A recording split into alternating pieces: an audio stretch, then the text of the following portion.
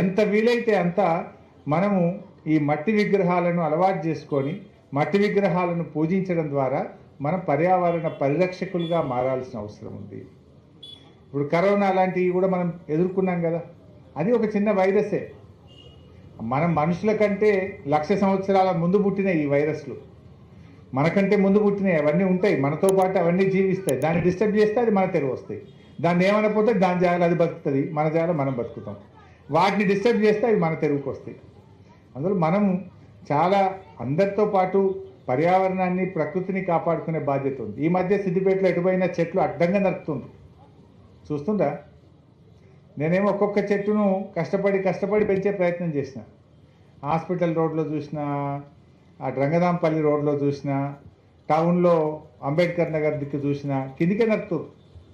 కొమ్మలు కొడితే అర్థం చేసుకోవచ్చు, చెట్టునే నరికేస్తున్నారు కిందికి.